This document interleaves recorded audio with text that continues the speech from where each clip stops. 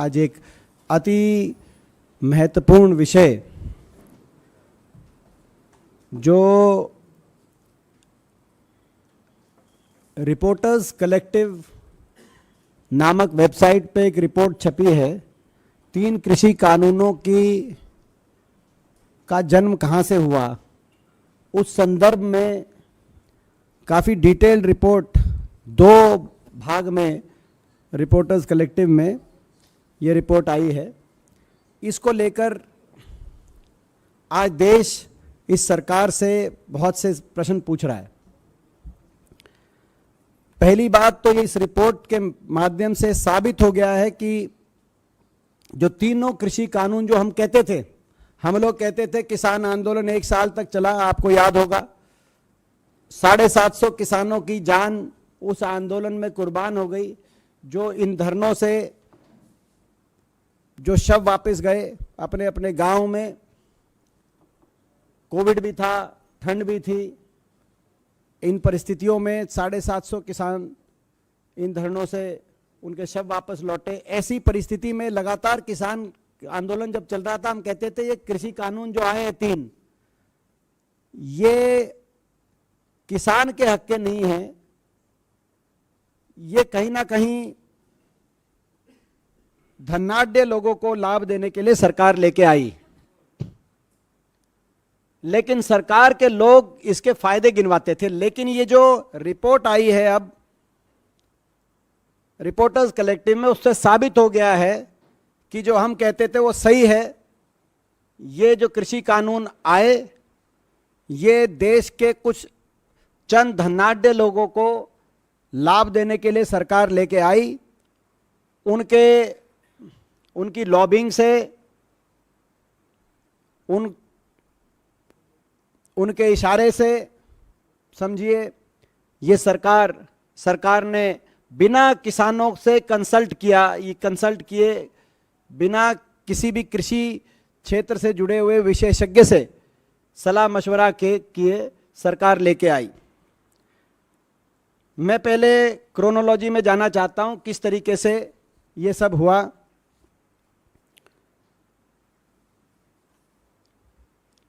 देखिए, फरवरी 28, 2016 प्रधानमंत्री जी ने कहा कि 2022 तक इनकम डबल के लिए हम अपना लक्ष्य रखते हैं। जैसे ही ये हुआ, उसके बाद अप्रैल 2016 में अशोक डलवई जी के अध्यक्षता में कमेटी सेटअप की गई सरकार के माध्यम से। ये भारत सरकार की कमेटी थी, इसमें कई मंत्रालयों से जुड़े हुए प्रतिनिधि शामिल थे। ऑफिशियल कमेटी थी जो इस संदर्भ में काम करा, जिस कमेटी ने, और अंततः उस कमेटी ने 3000 पेज की रिपोर्ट सरकार को सौंपी भी, जिसमें कई अच्छे सुझाव भी इस कमेटी के हैं। लेकिन जब ये कमेटी कार्य कर रही थी, उसी दौरान एक शरद मराठे नामक एक व्यक्ति ने नीति आयोग के वाइस चेयरमैन राजीव कुमार जी को एक पत्र लिखा, और उस पत्र में लिखा कि डबलिंग इनकम के लिए मैं एक मॉडल प्रपोज करना चाहता हूं देश में, और इस मॉडल में 3 कंपनियां बने। एक कंपनी बने फार्म मैनेजमेंट कंपनी, जिसमें 500 से 1000 एकड़ तक की जमीन हो, और जिसमें जितने भी फार्मर से वो जमीन ली जाए उनको 51% इनका जो है पार्टनर बना दिया जाए, बाकी बड़े उद्योगपति। दूसरी कंपनी बने जो कि प्रोसेसिंग एंड पैकेजिंग कंपनी, उसमें किसान का कोई लेना देना नहीं, और तीसरी मार्केटिंग कंपनी, उसमें किसान का लेना देना नहीं। वो 3 कंपनियां बने जो बड़े धनाढ्य बनाए।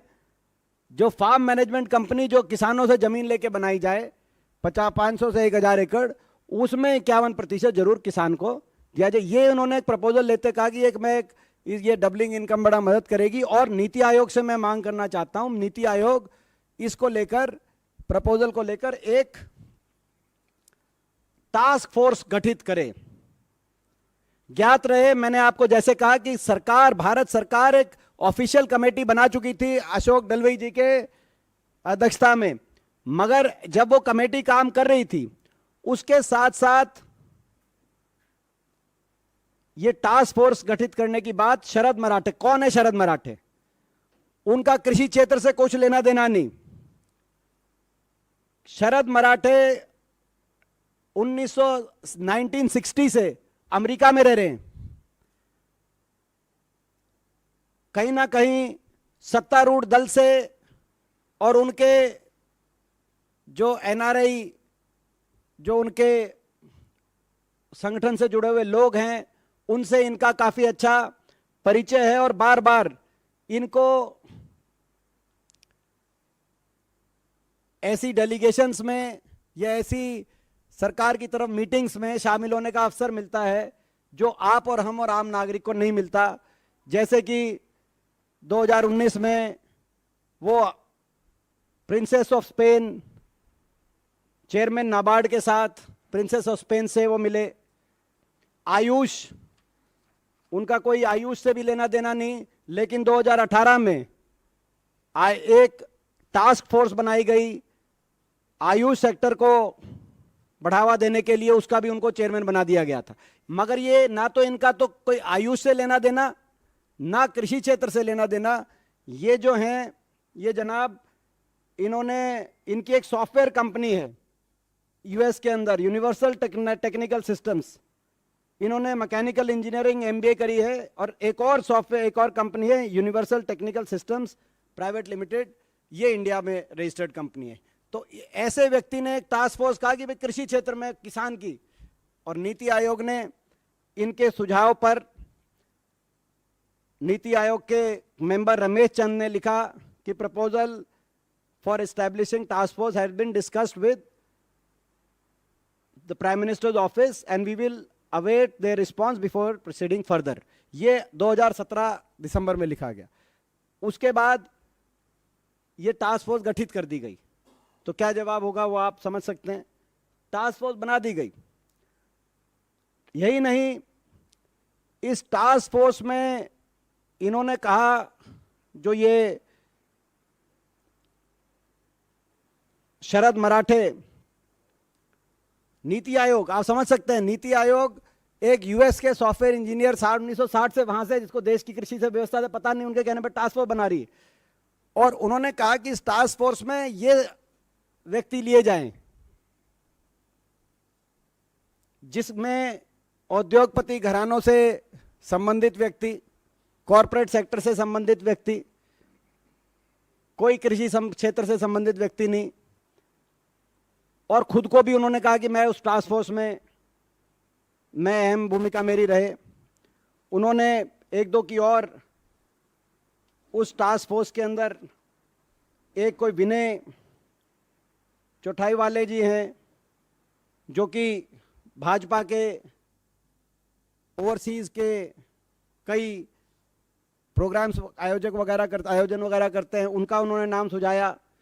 एक संजय मरीवाला जी हैं, तो इन्होंने कईयों के नाम लिए। जो ये संजय मरीवाला जी, इनके खुद के बिजनेस पार्टनर हैं, कि ये टास्क फोर्स बनाई जाए जो देश की कृषि व्यवस्था के बारे में निर्धारित करे। वो बन गई टास्क फोर्स। अशोक दलवई जी की जो कमेटी, जो भारत सरकार ने ही बनाई थी, जिसमें सारे इंटर मिनिस्टीरियल कमेटी थी, वो अपना काम अलग कर रही है। उस, जो कि डबलिंग फार्मर इनकम और इनकम बढ़ाने के लिए उसको टास्क दिया गया था। जब उसने 14 वॉल्यूम के अंदर 3000 पेज की रिपोर्ट दी, जब उसने अपनी 13वीं वॉल्यूम सबमिट करी, यानी कि उस रिपोर्ट की तरफ कोई, उसको अनसुनाद किया जा रहा है, अनदेखा किया जा रहा है, तब इस दौरान ये टास्क फोर्स ने अपना काम पूरी तेजी से शुरू कर दिया। और इस टास्क फोर्स ने किससे कंसल्ट किया? टास्क फोर्स के कौन कौन ऐसे लोग थे जिनसे टास्क फोर्स ने कंसल्टेशन करी? टास्क फोर्स ने, the task force consulted handpick big corporates such as Adani group, Patanjali Ayurveda, Mahindra group and big basket. इन ऐसे बड़े कॉरपोरेट घरानों से पूछा गया कि क्या होना चाहिए। जाहिर है इन्होंने अपने अपने नजरिए से सारी बात रखी और अंततः आपने देखा कि कोविड के दौरान बिना संसद में बहस किए 3 कृषि कानून आ गए। मैं एक उदाहरण देना चाहता हूं, छोटा सा उदाहरण, क्योंकि 3 कानूनों में ज्यादा डिटेल में नहीं जाऊंगा, लेकिन एक उदाहरण, अशोक डलवी जी की जो कमेटी सरकार द्वारा इंटरमिनिस्ट्रियल कमेटी थी, और एक और इत्तेफाक देखिए, इस टास्क फोर्स को भी के भी चेयरमैन अशोक डलवी जी को बनाया सरकार ने। नीति आयोग की जो शरद मराठे जी की टास्क फोर्स है, तो अशोक डलवी जी दोनों ही टास्क फोर्स के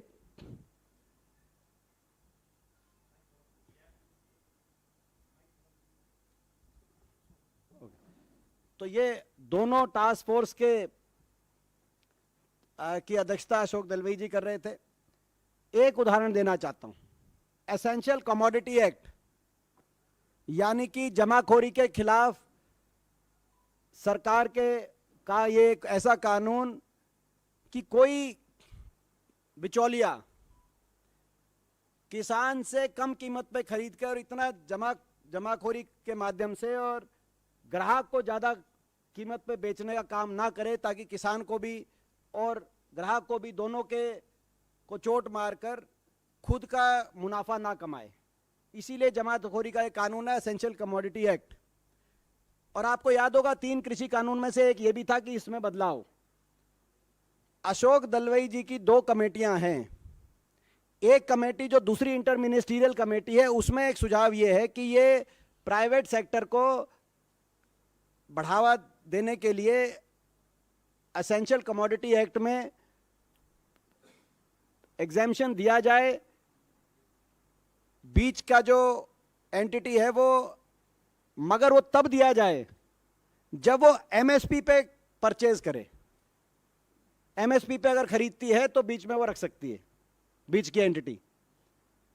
मगर टास्क फोर्स के आगे अदानी समूह ने कहा, और अदानी समूह जैसे बाकी जो मैंने आपको नाम लिए, उन्होंने कहा कि ये ठीक है, बीच की एंटिटी को इजाजत दी जाए जमाखोरी करने की, असीमित और अनियंत्रित इजाजत दी जाए, और एमएसपी पे खरीद करने की कोई कंडीशन ना हो।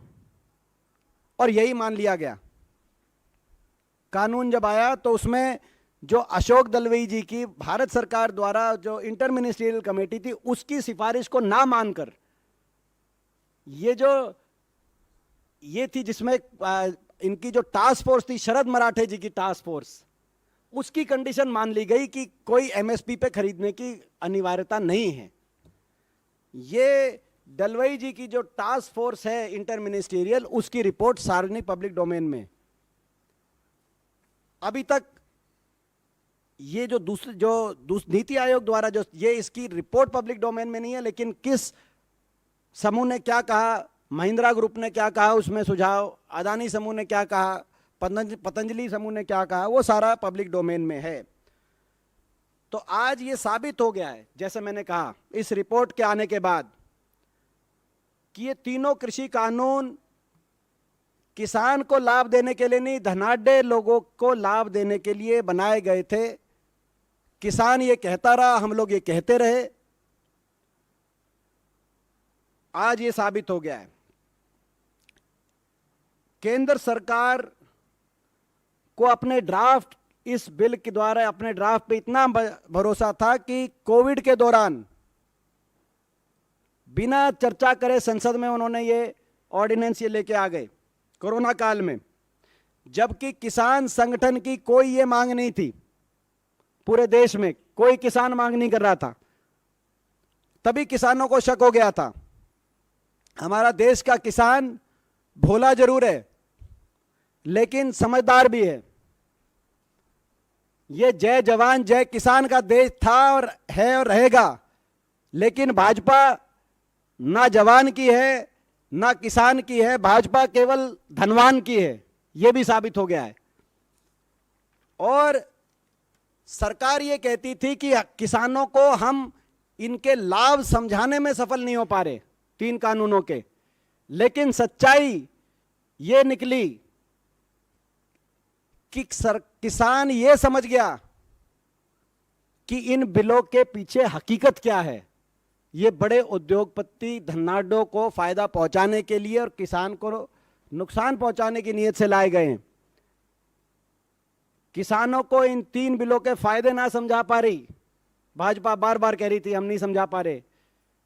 प्रधानमंत्री जी सबको फील्ड में भेजने की कह रहे थे समझाओ। लेकिन हकीकत यह है कि किसान ये समझ गए कि इन 3 कानूनों के आने से कितना भयंकर नुकसान किसान का होगा। इस बात की तकलीफ बीजेपी को है। यह नहीं कि वो इनके 3 के फायदे नहीं समझा पाई, यह कि किसान समझ गया कि कितना भयंकर नुकसान किसान को होगा।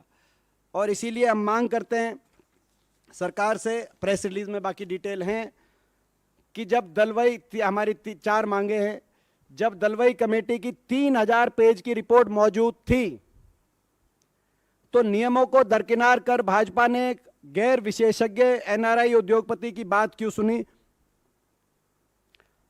हाई लेवल टास्क फोर्स क्यों गठित किया गया नीति आयोग द्वारा?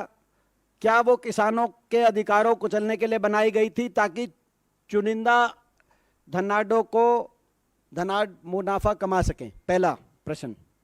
दूसरा, आखिर भाजपा सरकार को चुनिंदा पूंजीपतियों का फायदा कराना क्या इतना जरूरी है जिसके चलते उन्होंने देश की पूरी खाद्य व्यवस्था और कृषि सेक्टर को तार तार करने की साजिश रची?